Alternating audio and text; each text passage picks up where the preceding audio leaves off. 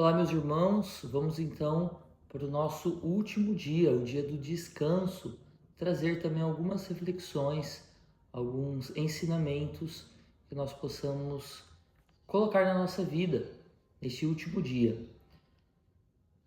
Antes de precisamente ir para o sétimo dia, queria comentar ainda os últimos versículos do dia sexto, que é sobre a alimentação. No versículo 29.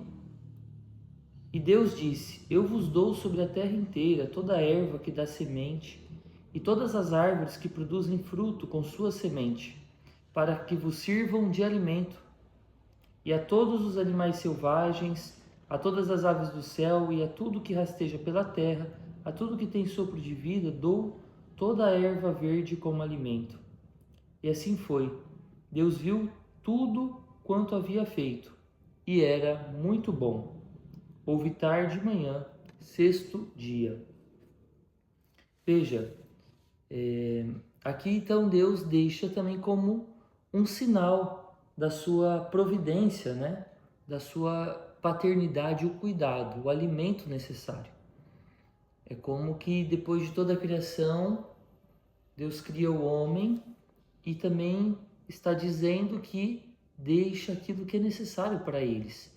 Revela aqui a preocupação de Deus, a paternidade de Deus, a bondade, né? A providência como o alimento necessário para a vida. Mas aqui, esse assunto do alimento é muito interessante porque nós percebemos como o alimento é algo tão importante na nossa vida, mas também a partir de uma leitura espiritual, como é através do alimento, como um sinal de alimento espiritual, daquilo que nós nos alimentamos, né?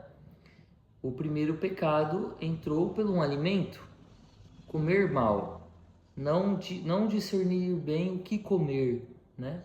Então, o fruto proibido. E aqui a questão não é uma maçã, né? Ah, comeu a maçã. Popularmente se tornou que é uma maçã, mas poderia ser tantas coisas, na verdade, porque aqui em si não é o fruto se foi uma banana, uma maçã, uma uva, mas o fato da desobediência a Deus, o fato de não se alimentar bem, colocar para dentro de si coisas que não são boas, ou algo que está fora da vontade de Deus. E aqui é o pulo do gato, na verdade, para ainda esse comentário do sexto dia. Deus colocou, né, tantas árvores frutíferas e disse, né, e todos os animais selvagens, a todas as aves do céu, e tudo que rasteja pela terra, a tudo que tem sopro de vida, dou toda a erva verde como alimento. Tantas opções, mas é preciso fazer também a opção certa. Depois, lá na frente, nos próximos capítulos, que nós vamos ler sobre a árvore do conhecimento do bem e do mal. Mas é interessante pensar nessa questão do alimentar-se bem e não se alimentar fora da vontade de Deus. Porque também a primeira tentação de Jesus no deserto foi um alimento, mas um alimento que não era vontade de Deus naquele momento. Nada contra o pão, na verdade, Jesus, ele não está proibindo o pão, ele não está proibindo o prazer da comida, mas ele está mostrando que naquele momento não é aquilo, não é o momento, né? É preciso se alimentar bem, nem só de pão vive o homem, mas existe um alimento que é da alma. Existe um alimento que é da alma. Bom, o autor traz um versículo que pode nos ajudar a compreender melhor aquilo que ele está querendo dizer para nós. Em Isaías 7, do 14 ao 15, diz assim: Eis que a virgem conceberá e dará à luz um filho, e lhe chamará Emanuel. Ele comerá manteiga e mel quando souber desprezar o mal e escolher o bem. Então aqui o autor liga o fato de desprezar o mal e escolher o bem como com o discernimento ligado a uma boa alimentação, né? Então, discernimento e se alimentar bem. Ele faz essa junção. Quando ele souber desprezar o mal e escolher bem, ele comerá manteiga e mel. Bom, manteiga também derivado de uma palavra aqui proposta, né, que eu procurei para entender melhor esse conceito da manteiga e do mel. Então, a manteiga aqui no fundo é o leite, é uma das formas de dizer que é aquele leite grosso, coalhado. O autor também apresenta a proposta de que a manteiga, a gordura do leite era a parte mais nutritiva, é a parte mais nutritiva do leite, né? Essa gordura do leite. E o mel, ele apresenta a proposta de interpretação como é a forma mais antiga do adoçante, a mais saudável, né?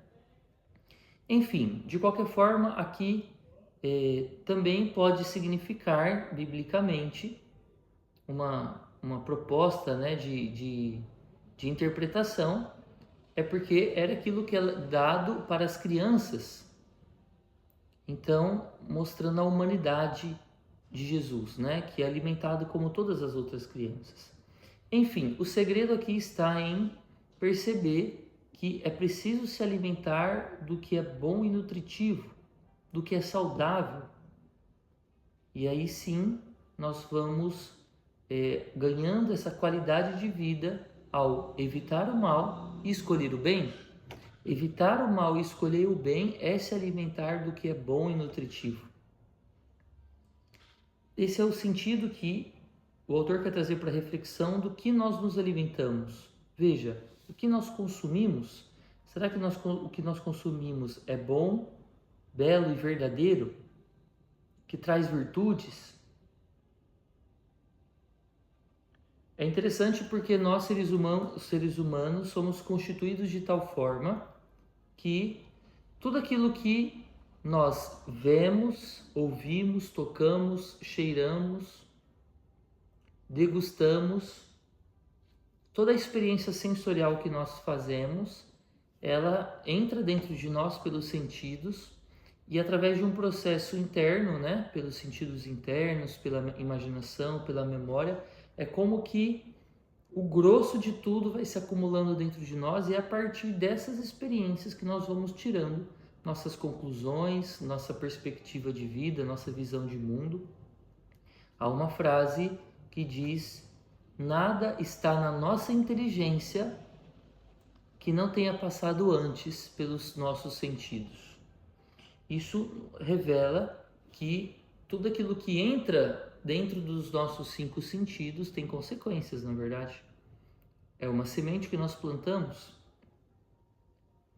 A música que nós vemos, os filmes que assistimos, novelas, livros que lemos, ambientes, ou seja, tudo aquilo que forma a cultura que nós absorvemos entra dentro de nós e acaba tendo uma certa influência, modelando a nossa personalidade, modelando o nosso jeito de pensar, os nossos gostos. É uma influência que nós muitas vezes não percebemos. E como é forte a influência da cultura. Ou seja, esta lei ainda vale, né? A lei da semeadura. Nós colhemos o que plantamos. E se nós colocamos dentro de nós coisas feias, que é a tríade, né? Bom, belo e verdadeiro.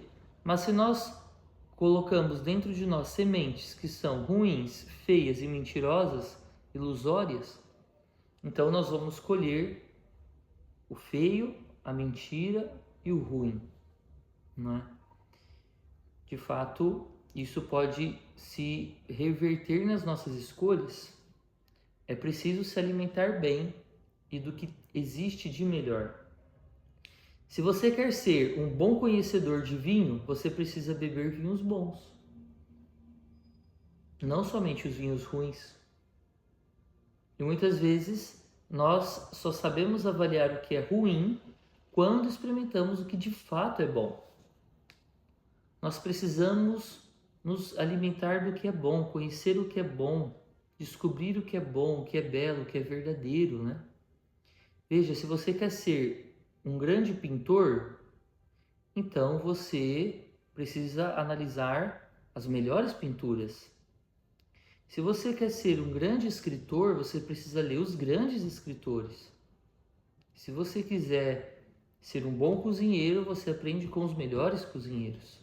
Nós precisamos trazer para a nossa vida o que há de bom e o que há de melhor. Não dá para esperar muita coisa de quem só consome coisas ruins, porque ela não tem mais nada para oferecer. Ela só coloca semente ruim dentro dela, então vai plantar, os frutos vão ser ruins. Isso é muito importante, meus irmãos, de nós refletirmos também o que nós consumimos, o que nós escutamos, o que nós assistimos, seja da cultura em si, os livros que nós lemos, ler a palavra de Deus, não é isso? Ler bons livros, alimentar a nossa alma desse alimento bom, nutritivo, que faz crescer. Se nós queremos ser santos, precisamos aprender com os santos, não é?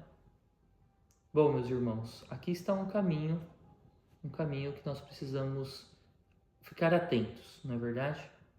Então, faça aí um exame de consciência do que você tem consumido. Faça uma lista também, ali anote, né? O que você tem consumido é bom? As músicas que você tem visto, né? Até mesmo as pessoas que você se relaciona, né? Os conselhos que te dão, os filmes, os livros. Do que você alimenta a sua alma? Você se alimenta bem ela? E propriamente, então, o 7º dia, lá já no capítulo 2, nós lemos o seguinte: E assim foram concluídos o céu e a terra, com todos os seus elementos. No 7º dia, Deus concluiu toda a obra que fizera. No 7º dia, repousou de toda a obra que fizera. E Deus abençoou o 7º dia e o santificou, por ser o dia em que Deus repousou de toda a obra da criação que fizera. Essa é a origem do céu e da terra quando foram criados.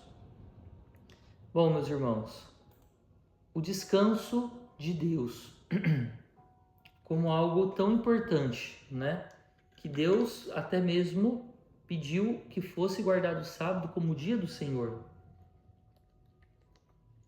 Nós sabemos que, como para os judeus, o descanso, o sábado era um dia extremamente importante, a ponto de Jesus ser perseguido porque realizou uma ação boa, ele curou no sábado. Veja, quando nós pensamos no descanso como dom de Deus, como uma bênção, como uma graça de Deus, porque nós, desde a Revolução Industrial, com o sistema crescendo, o sistema de produção crescendo, e depois, né, com já no sistema capitalista, que se potencializou enormemente essa questão do time is money, na verdade, tempo é dinheiro. E a sociedade vai caindo num ritmo desenfreado de alcançar conquistas, de alcançar sucesso, de ter cada vez mais dinheiro, de trabalhar, enfim. Um ritmo desenfreado. E olha o ritmo que nós vivemos hoje, comparado ao ritmo dos nossos avós, por exemplo. É um ritmo muito acelerado, né? Todo mundo com pressa, precisa bater meta, precisa... O sistema, a sociedade foi criando um sistema que exige de nós cada vez mais, e depois também com a pandemia, a vida digital, né? Tudo online, que podemos fazer muito mais coisas online. Um tempo atrás eu vi uma reflexão nesse sentido, de que antigamente, se não dava pra gente se encontrar por algum motivo, não se encontrava. Tá bom, então vamos fazer a reunião semana que vem. Mas hoje, muitas pessoas, não, a gente faz online, você não pode vir aqui, eu não posso, não, vamos fazer online. E a gente pode fazer muito mais coisa. E esse fazer muito mais coisa, muitas vezes acaba nos destruindo, né? E se nós nos questionarmos, né, Por que que tantas pessoas andam irritadas, perdem a paciência facilmente briga, se estressa, reclama? Nós podemos encontrar como um dos motivos disso o cansaço. Quando nós estamos cansados, a gente já briga, logo nos estressa, qualquer coisinha nos irrita, porque é aquela gotinha já num copo que está quase transbordando. Então uma gota faz o copo transbordar e a gente extravasa, a gente fala o que não deveria, né? E muitas vezes por estar num cansaço excessivo, seja físico, seja psicológico, emocional. E muitas vezes nós que produzimos esse cansaço por motivações ruins, ambição, etc, né? Ou nós produzimos esse cansaço nós mesmos, ou a sociedade nos impõe ele por causa desse ritmo desenfreado que eu colocava. E quantas vezes eu vi, por exemplo, líderes da igreja, isso é muito comum acontecer, líderes da igreja que estão chegando no nível de cansaço e porque está muito cansado, acaba se afastando de... E como pode acontecer até mesmo com líderes da igreja que, por um nível de cansaço muito grande, acaba desistindo de tudo porque não aguenta mais. Veja, o cansaço excessivo, ele pode ser uma tentação demoníaca, porque o demônio sabe que pode alcançar alguém bom que está extremamente cansado, exausto, né? E é interessante esse ritmo porque nós víamos que nós não podemos querer ser como Deus, nós temos limites. Não dá para fazer tudo. Não dá para resolver o problema de todo mundo. Nós precisamos ser caridosos, sim. Mas nós precisamos encontrar esse retiro, esse curso também nos dá uma grande ajuda para encontrar nossa missão, o nosso caminho, para não estarmos tão perdidos e focarmos em algo para fazermos sem gastar toda a nossa energia fazendo tantas coisas desnecessárias ou que no fundo acaba nos cansando mais ainda. Veja, meus irmãos, é o diabo que não descansa. Ele é que está como leão esperando a hora de a quem devorar, porque ele sabe que lhe resta pouco tempo. Mas Deus descansa. O descanso então pode ser uma salvação. O descanso então pode ser uma bênção o descanso. É claro que na vida nós temos situações onde exige mais de nós, né? E é muito bom você às vezes estar cansado por um motivo justo, um ideal, né? É muito bom você estar cansado. Eu gosto de estar cansado depois de um fim de semana de muito trabalho, de missa, de atendimento das pessoas. E quando meu corpo está cansado porque eu estou servindo a Deus, eu sinto uma alegria. Mas eu tenho depois um momento de descanso. Eu não posso entrar nesse ritmo sem fim. Não é isso? E muitas vezes o demônio tenta os bons com coisas boas. Que é exatamente isso que eu estava explicando. O demônio tenta os bons com coisas boas. Por quê? Com uma pessoa boa, o demônio não vai lá jogar o pecado, uma coisa ruim na cara dela. Nós, muitas vezes, o demônio vai fazer o quê? Faz mais isso e aquilo. E como eu disse, vai cansando a pessoa. Vai fazendo ela assumir tudo. Vai fazendo ela dar conta de tudo. E até o momento que ela está estressada, cansada, começa a brigar com as pessoas. Ou seja, é uma luz que é escuridão. É uma luz que é escuridão. Hoje nós estamos ouvindo cada vez mais falar do burnout. O burnout como um cansaço psicológico. Eu tenho aqui esse livro, um cansaço psicológico. Algo que é a síndrome do Messias, vai dizer, né? E há algumas profissões que são mais propensas a ter burnout, que é o esgotamento psicológico de querer salvar o mundo ou de querer resolver todos os problemas, de não ser focado em fazer o que é possível, de não querer ser como Deus e aceitar os limites. Não é isso? Quantos, o burnout também como o cansaço dos bons, que se esgotam em se consumir e depois acabam doentes e não conseguem ajudar mais ninguém depois. O cansaço que a vida nos exige, que não tem como escapar, como eu preciso de um emprego a mais nesse tempo porque eu tenho conta para pagar e o orçamento não dá. Ou cansaço a mais porque eu estou cuidando de uma pessoa doente da minha família. São cansaços nobres, bons, mas até esse cansaço preciso colocar um limite. Porque veja, uma pessoa que está extremamente cansada por, sei lá, né, cuidar de um doente, por cuidar de crianças, por cuidar de idosos, até essa pessoa, quando ela chegar no ápice do cansaço dela, se ela não tem descanso, o que acontece com essa pessoa? Ela pifa e para de ajudar a pessoa que precisa dela. E aí, quem que vai ajudar aquela pessoa agora? Eu não aguento mais, eu estou estressado, eu estou cansado. E aí você tem alguém que precisa de cuidado e esse que cuidava precisando de cuidado também, porque não se cuidou. E aí é duas pessoas que precisam de cuidado agora. Nós precisamos... Até Deus descansou, gente. Até Deus parou um pouco. Até Deus diminuiu o ritmo.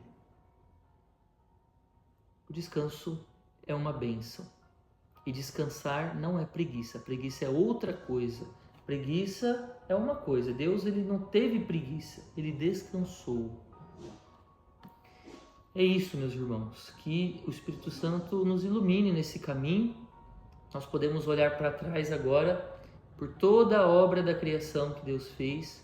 E quantos passos nós demos, quantas listas, né, foram propostas. E agora é o momento de contemplar um pouco. O dia do descanso também é isso, é o dia da oração, né? O dia de estar com Deus, é poder rezar mais, é poder deixar Deus falar com você. O descanso é o momento de estar com a família, o lazer, tudo isso é importante. E também o descanso é o momento do ócio, né?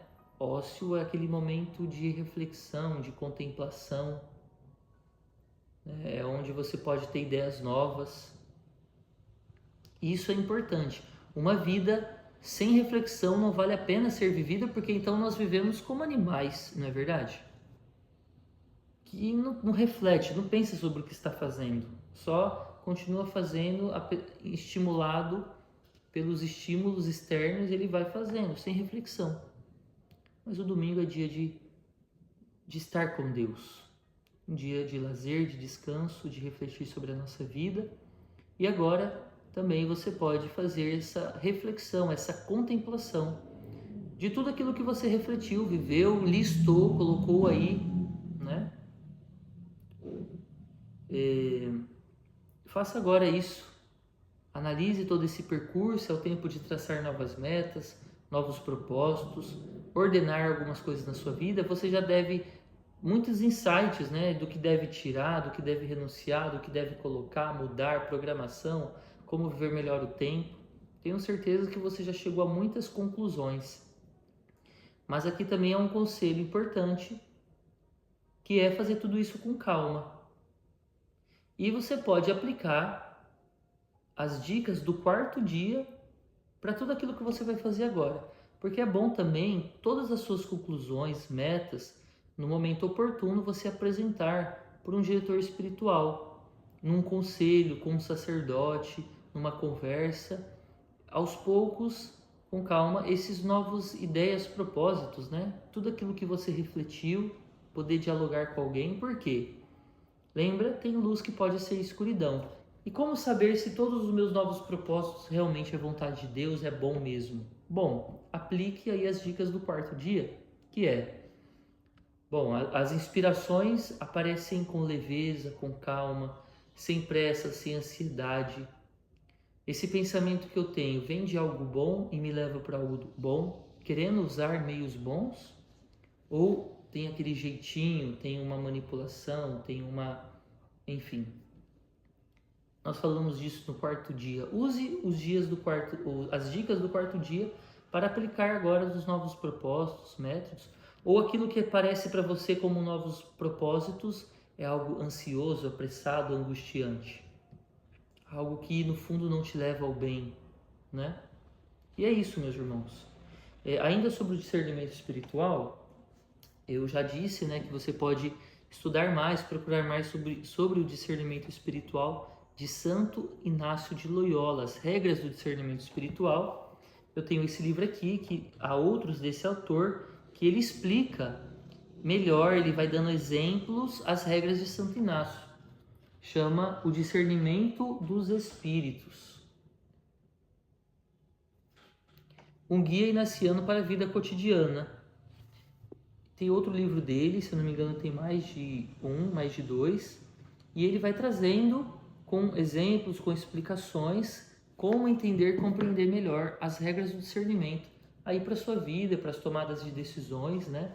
Fica aqui também a dica desse livro, tá certo? Bom, é isso. Nos vemos em breve. Eu vou mandar no grupo do WhatsApp as datas, né? Eu estarei em contato com vocês por lá dos nossos próximos encontros, que eu quero marcar algumas datas para encontros online, ao vivo, onde nós vamos poder trocar algumas partilhas, né? Daquilo que Deus falou no seu coração, dos seus insights, da sua experiência, também em grupo. Com certeza a experiência de um, a experiência do outro vai iluminando, a gente vai tendo novas perspectivas, né? E eu estarei junto com vocês, trazendo também, conduzindo esse momento e podendo trazer ainda algumas breves reflexões como que para frente, para o futuro, né? À luz desse caminho espiritual, desse percurso que nós vivemos. Que Deus te abençoe e até breve. Em nome do Pai, e do Filho, e do Espírito Santo. Amém.